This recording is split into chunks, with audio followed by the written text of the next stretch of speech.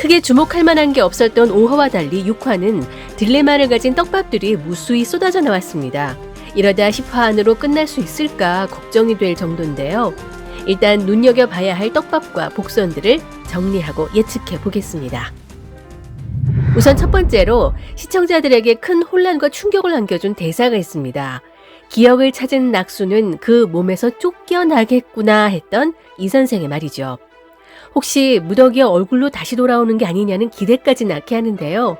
이 말의 의미와 함께 이 말에 따라 어떤 결과가 이어질지 예상해 보고요. 두 번째 떡밥은 깜빡이는 서율의 풍등입니다. 목숨이 위태로운 서율의 풍등은 말 그대로 풍전등화죠. 서율이 살아날 수 있으려면 벌레를 잡아먹는 건 새라고 했던 진호경의 말대로 서율의 혈충을 없애기 위해서는 화조가 필요해 보입니다. 세상 밖으로 어떻게든 화조는 나오게 돼 있다는 걸 암시하고 있죠. 하지만 대호국의 역대급 가뭄이라는 대재앙이 오겠죠. 세 번째, 7화 예고편은 위태로운 서율 때문에 장욱으로부터 위협받는 진무가 진호경에게 서율을 살려달라고 도움을 요청한다는데요. 진무와 진호경이 다시 뭉칠 것인지가 관건입니다. 마지막 네 번째, 왕실과 싸워 이기면 왕이 될 수 있는 기회라고 했던 이 선생의 말도 주목해 봐야 합니다. 왕실 천부관과 장욱이 붙게 될 다음 주가 기대되는데요. 염세적이던 장욱이 본격적으로 칼을 빼내들어 천부관을 접수하게 될까요? 이번 사건으로 제왕성이자 선왕의 아들이라는 명분으로 대호국의 왕이 될지 서경선생처럼 세상의 영웅이 될지 미리 가늠해 볼 수 있을 것으로 보이는데요.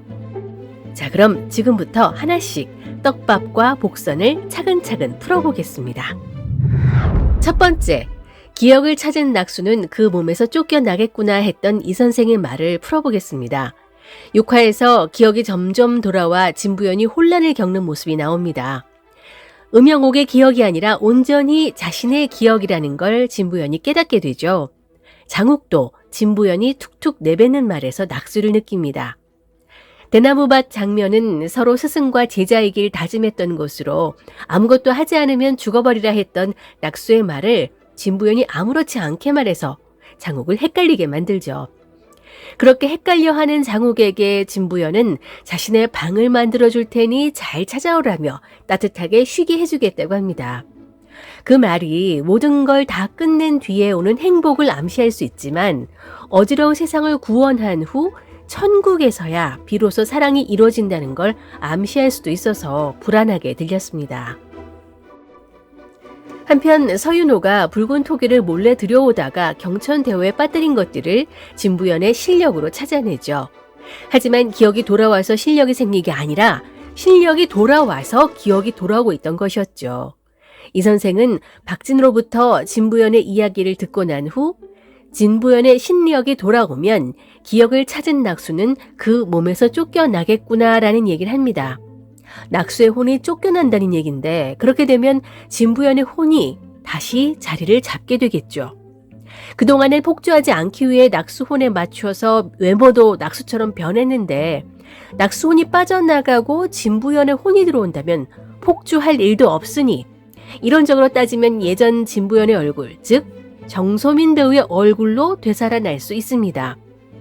그래서 말미에는 고윤정이 아닌 정소민 배우의 얼굴을 볼 수 있지 않을까 기대하는 분들이 많으시던데요. 하지만 그렇게 되면 눈을 떴던 무더기의 얼굴이 아니라 어릴 적 눈이 보이지 않던 진부연의 얼굴 그대로 돌아오게 될 겁니다. 그렇게 되면 보지 못하는 상태에서 진부연이 활약을 펼치는 게 제한적일 수 있고요. 무엇보다 장욱은 낙수를 사랑한 건데 낙수의 혼이 나가버리게 되면 어렵게 쌓아올린 낙수 알아보기 빌드업이 소용없게 되고 다시 원상태가 돼서 드라마의 흐름이 뚝 끊기게 됩니다. 따라서 정소민 배우가 갑자기 낙수로 출연하지는 않고 회상시드로 잠깐씩 등장할 것 같고요. 7화 예고편에서 진부연의 눈동자 속에 푸른 꽃이 비치는 걸 보아하니 낙수의 기억이 거의 돌아오다시피 할 것 같은데요. 다만 낙수가 자신의 칼로 장욱을 찔렀다는 기억까지 떠오르게 되면 죄책감에 스스로 장욱의 곁을 떠나려 할까봐 그게 좀 걱정입니다. 두 번째 떡밥, 풍전등화, 서율의 풍등입니다. 서씨 집안의 생사를 알 수 있는 풍등이 예고편에 등장하는데요. 불빛이 깜빡이고 있어서 서율의 목숨이 위태롭다는 걸 알 수 있죠. 소희는 약도 소용없는 서율의 혈충을 없애기 위한 방법을 찾기 위해서 맨몸으로 진요원에 들어갔다가 잡히고 맙니다. 그리고 진호경의 태도에서 진부연은 경천대오에서 건져 올린 낙수라는 걸 알게 되죠. 서율은 낙수의 존재를 알려준 소희를 겨우 빼내왔지만 결국 천부간 사람들의 손에 죽임을 당합니다. 서율을 생각하며 숨을 거두는 소희 연기가 참 빼어났는데요. 그동안에 소희가 밉더니 이젠 못 보게 된다고 생각하니까 아쉽네요.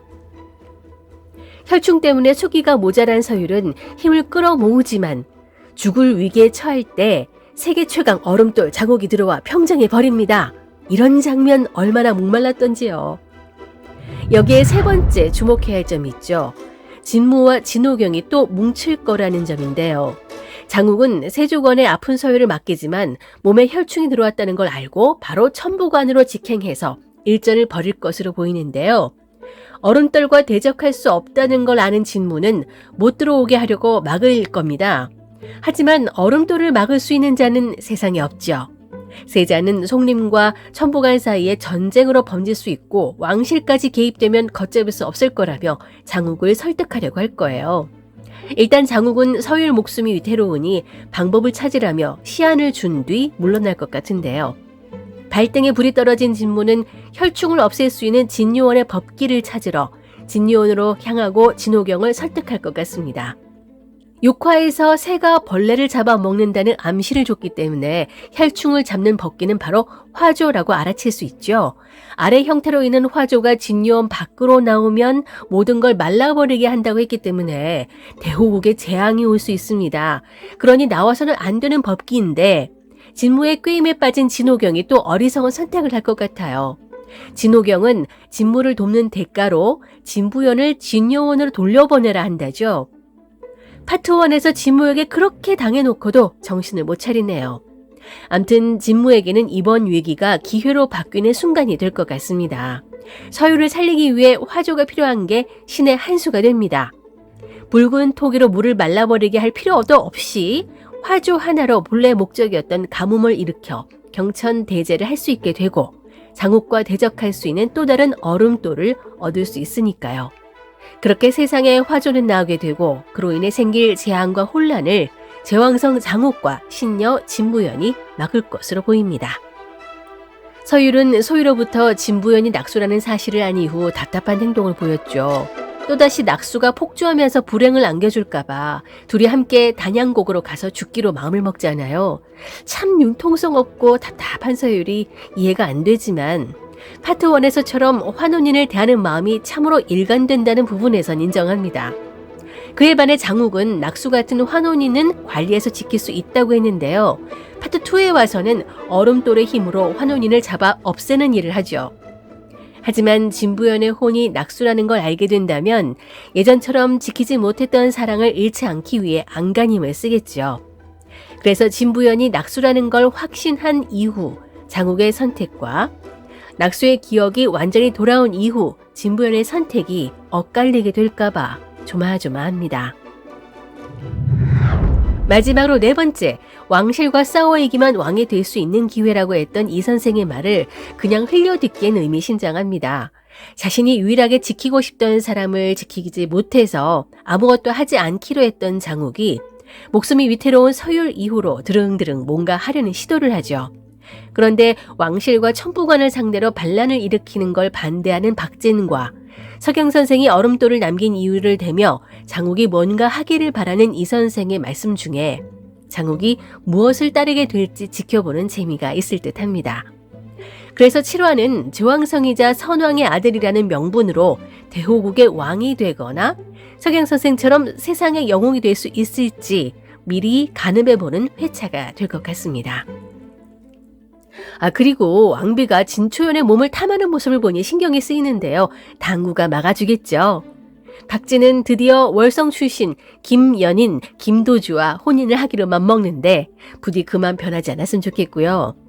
세자와 진부연 사이를 이어주는 거북이도 왠지 뭔가 해낼 것 같은 느낌 자꾸 듭니다. 그냥 거북이가 아니라 개막골에서 사온 거라 술법이 걸려 있어서 뭔가 큰 일을 해낼 것 같은 느낌이 듭니다. 환혼, 빛과 그림자 벌써 절반을 넘어섰는데요.